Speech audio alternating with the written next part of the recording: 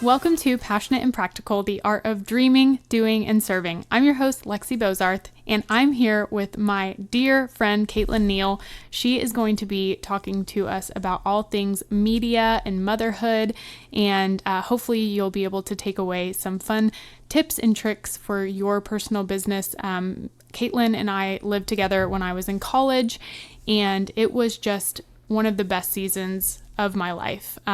Living with Caitlin taught me so much about grace, and it was a really fun day when we hardly knew each other. We were sitting at the bar trying to figure out what we had in common, and I was reading Crazy Love by Francis Chan, and either Caitlin or I was reading it, and the other one went to their bedroom, ran out and was like, I'm reading it too. And we both realized in that moment that not only did we both love Jesus, but that we wanted to grow in our faith together. And to this day, I can really say that Caitlin has been one of the strongest influences to my faith and the way that she holds me accountable to be Jesus to the world. And she calls me out on my crap, and everyone needs a Caitlin in their life, but in a super, super gracious way. So welcome to the show, Caitlin. Thanks. I'm so glad to be on here with you. So Kate, what are you passionate about when it comes to, you have a company called The Social Bee, and it is a media company, a branding company, you're a website developer. I mean, you do all the things. So tell us a little bit about Social Bee and why you're passionate about it.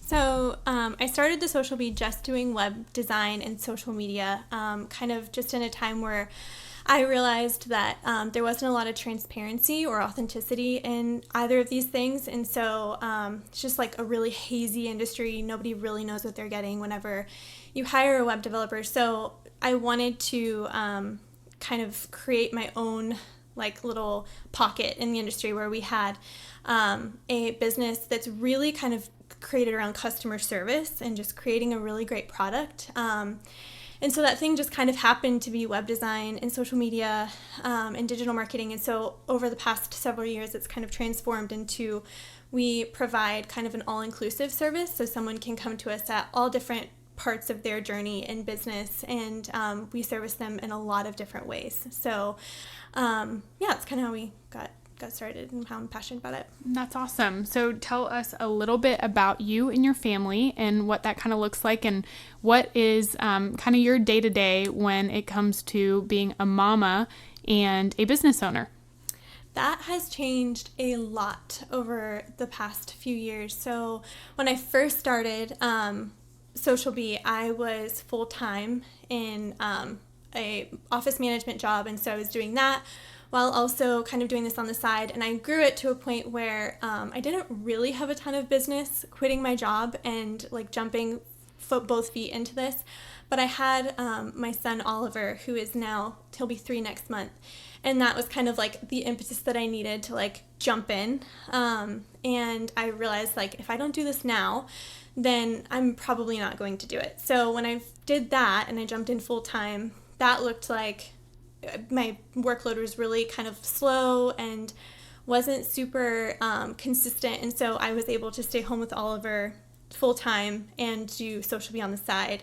And then, so that was kind of steady that way for about a year and a half. We just had Stella in last December, so she's now almost 1. And really it's been within this last year that I've been able to like dive in with both feet and grow this thing to the place where now we have a team behind us, and it's taking a lot more of my time. So it's shifted a lot, whereas before it didn't really require a ton of, Justin jumped in like where I needed him in the afternoons to take meetings or phone calls or spend block time working on different projects, but now it's at the place where it's requiring a lot more of my time. So it's shifted a little bit as to like what it looks like now. And over this time, we've just kind of had to, bring on more help and then less and more. And so we're actually in a transitional season right now where we're trying to figure out what that next thing looks like. But I mentioned Oliver and Stella. Oliver's 3, Stella will be 1 in December. I am married to Justin, who is in ministry and has been for the life of our relationship the last 7 years. So that has been quite a journey too. Awesome. So tell us a little bit more about being an entrepreneur. Did you know from a young age that you wanted to be an entrepreneur? Was there anyone that you looked up to that was an entrepreneur, or were you just sick of working a 9-to-5 job? What kind of fire got started in you, and how did that take off? I definitely have an entrepreneurial spirit. I have filled up notebooks of different ideas that were crazy, kind of practical, like all across the board. But the social beat kind of was the first need that I realized like I could really fill, like I could really do that, and I was able to do it. And so like that was kind of like my first act on my entrepreneurial spirit, but it's kind of been something for a long time. I kind of moved through the world in a way of like, oh, that thing, like I could make that thing better. One of the things that the physician that I worked for, he was a chiropractor, and when I was managing the office for him, he would always say to me, find a need and fill it, or provide a better service. And so for me, that kind of checked a couple of boxes. That's like, I am not going to come into this thing I don't have to come into this thing being like the very best or even like an innovator. But if I can just find an edge, like if I can just find an edge or serve these people in a way that provides a better service, then there's a spot for me, and there's a spot for you. And so it kind of took away the competition out of it and just allowed me to kind of find where I wanted to settle in that.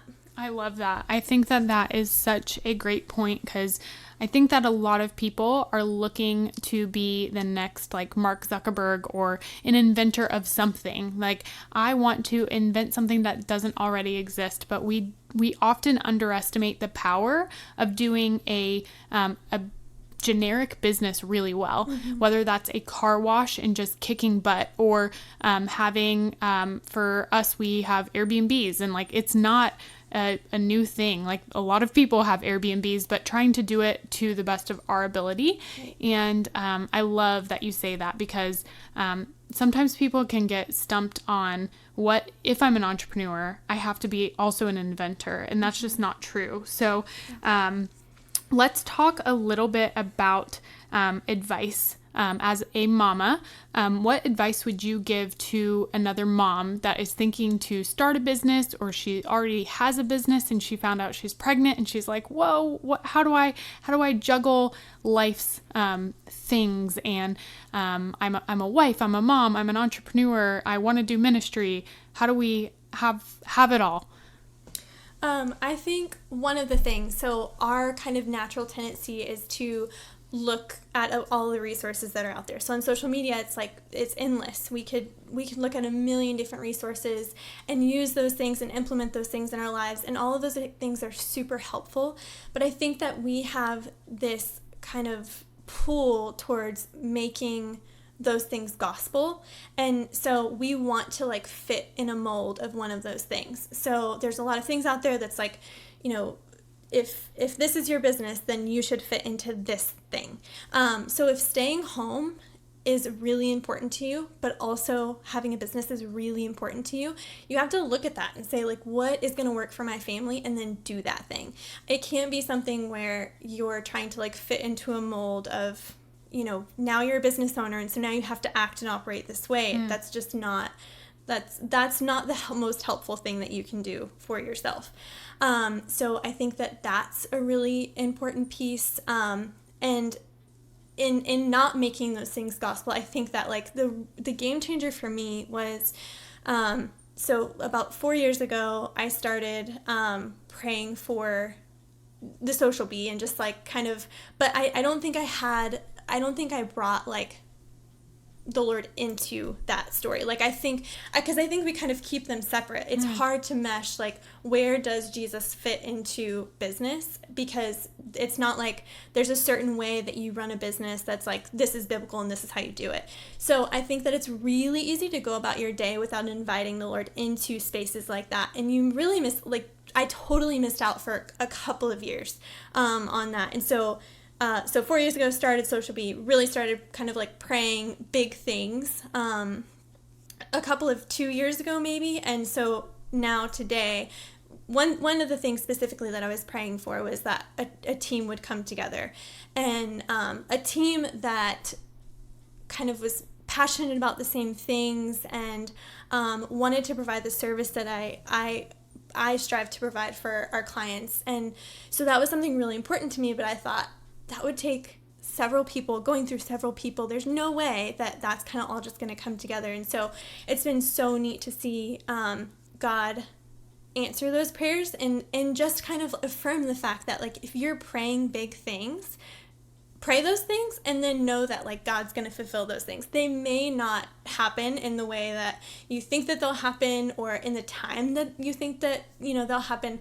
But I think that praying about your big dreams, like asking for those things is really important too.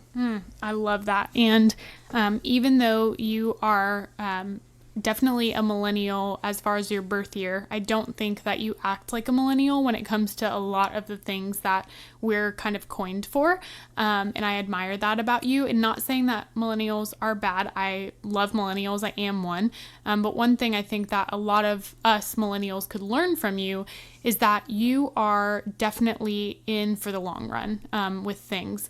So with your business, with your marriage, with parenting, you look at things not as instant gratification, what I can have today, but how is God either going to, praying into those big prayers and being expectant for him to provide, or saying, how is God gonna redeem this space? And I love that you're a holistic person and you don't look at just what am I feeling right now and I'm going to act on my feelings, because if you did, your life would look very different. And I think that there's a lot of peace that comes with being patient. And I think that just learning the fruit of the Spirit is patience and self-control and these things that you practice. And I think that that's played out in your business as well. So can you speak a little bit to the waiting? And as an entrepreneur, when you're hearing all these messages about you've got to hustle, you've got to grind, you've got to stay up till 3 a.m, and you've got to work on your business. Like, I'm a firm believer in hard work, but how can you kind of flip the script on this hustle movement and talk about how you kind of conduct your business? Yeah, I think so. This plays a lot into something that I have kind of just been thinking about over the last several months, and kind of seeing this theme in my life of, in all areas, is that beauty doesn't happen overnight, and that these beautiful things, if you think of flowers that you see at the farmer's market, like, they first started out at seed, and then they grew up and took months, and then they were able to be picked and, like, arranged in a way that are then handed over to you. But so much work and time went into those beautiful flowers that you now get to enjoy. And so I think that there's this that's kind of the lesson that has been consistent over the course of the last several years, has been that there have been so many seasons where I am like, I'm done. Like, I'm throwing in the towel. I would rather, I remember having several conversations with Justin where I went to him and I was like, I think I need to just get a 9-to-5. Like, money's hard, finances were really tight in several seasons where it was just like slow times and who knows what will come in this month. And so it took a long time for that to be consistent and for us to be able to count on that. But in each of those seasons, I can now look back and say, like, if I didn't go through that, I wouldn't be where I am. And I know that kind of, like, sounds cliche, and, like, I even saying that, like, it doesn't do justice to the actual like feeling of my heart of, like, genuinely I needed to go through every single one of those really hard months where I'm like, how's this gonna work? I feel guilty because I'm not spending enough time with Oliver. I didn't get enough work in today. I do have to stay up until midnight tonight to finish what. So I think again, just kind of going back to we don't have to fit these molds of, like, we hustle and grind, we don't sleep, we have these crazy schedules. Like, we just flip that on the head and say, those are kind of, there are lots of suggestions out there and things that we can kind of take and things we can throw away. But I think that to be really present in every single moment and just say, like, what can I take out of this really hard season? Because there is joy in all of it. It's hard and it doesn't take away from it, but there's joy and there's things that we can learn from each of those seasons. And so I think that if we look up and we've kind of like gone through 5 years and it's just felt like this has been crazy and hard and I wish that I could take that back, we totally miss it.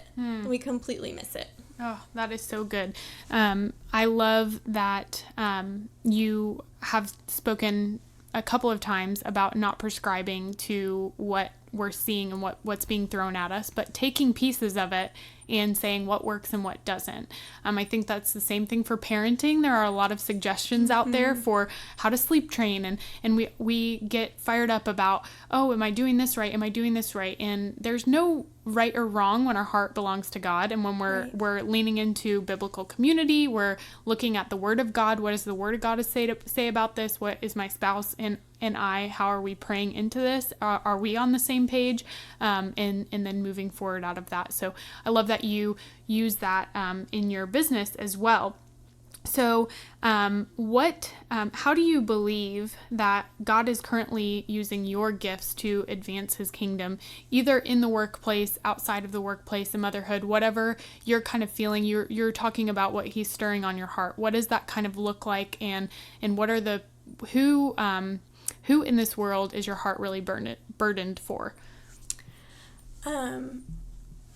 As you ask that question, one of the things that comes to mind is in middle and high school, anytime I would have like a bad day or, like the drama of middle and high school would like come about and I'd come home in a really bad mood, I'd talk to my dad and kind of just like word vomit, like kind of tell him everything, and it's like a 20-minute conversation that I could have communicated in 5 minutes, and he would listen to the whole thing super attentively, and then he would say something to the effect of every time, that is so normal that you feel that, like that's such a normal thing to feel.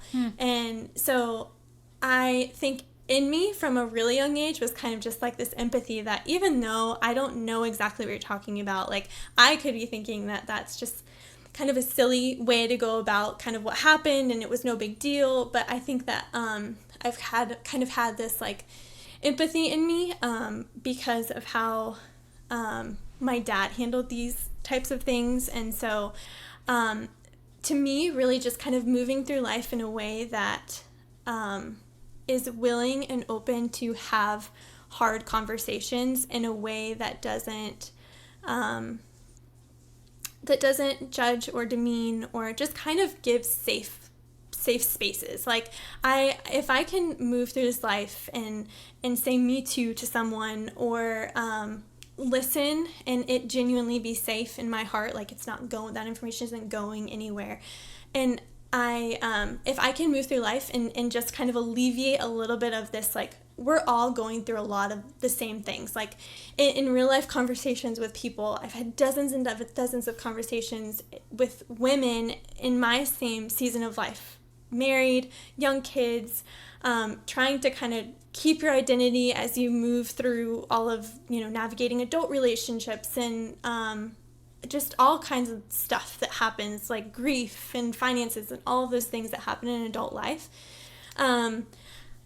If we could just kind of move through that in a way where it's like we're in community together, and you're not alone, that is kind of that's kind of what like fires me up, is just that I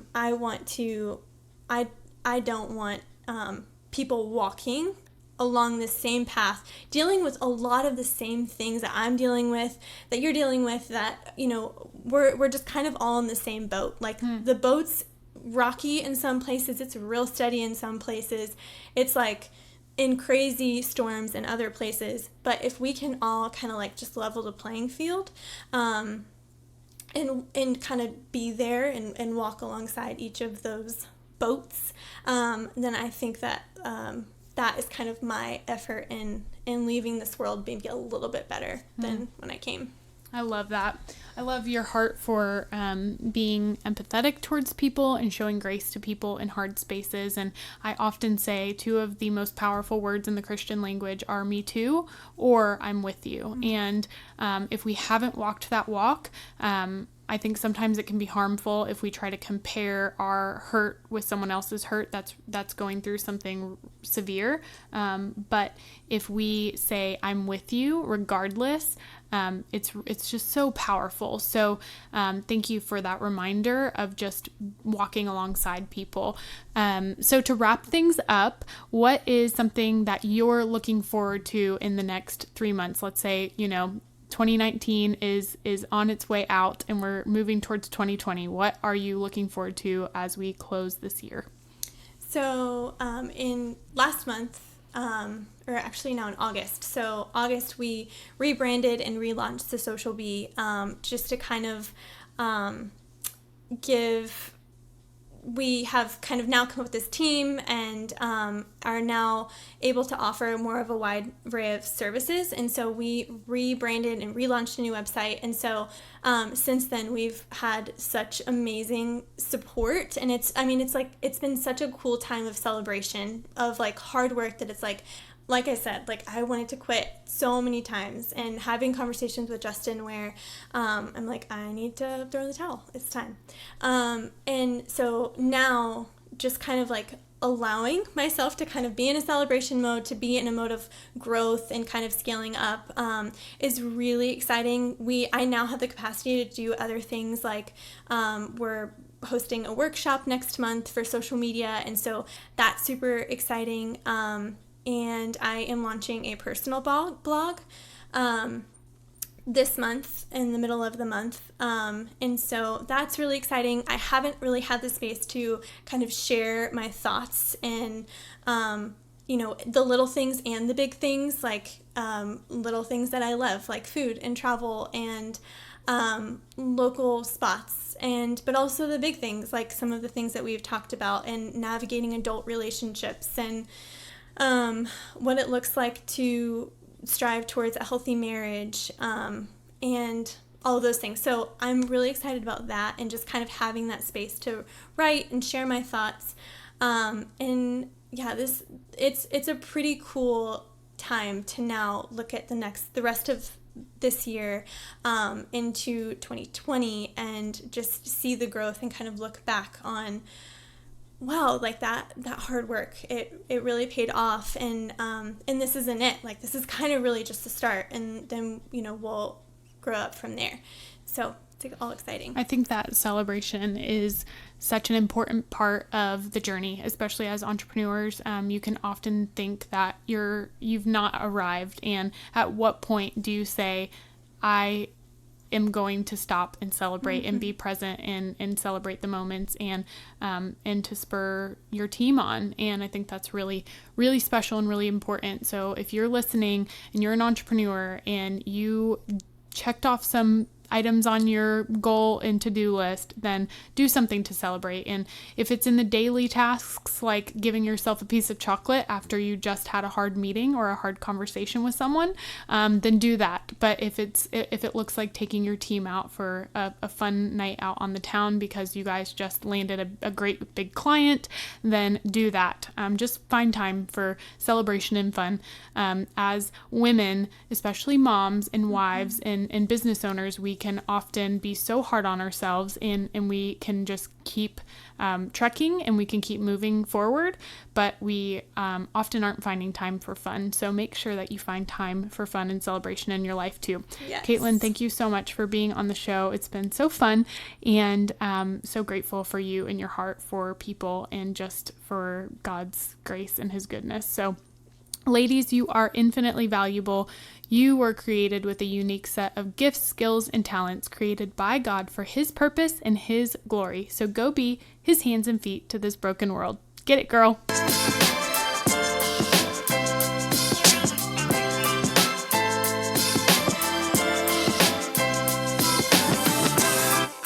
Thank you so much for taking the time out of your day. If this message has encouraged you, then please click to subscribe and share with a friend who may be inspired by the message.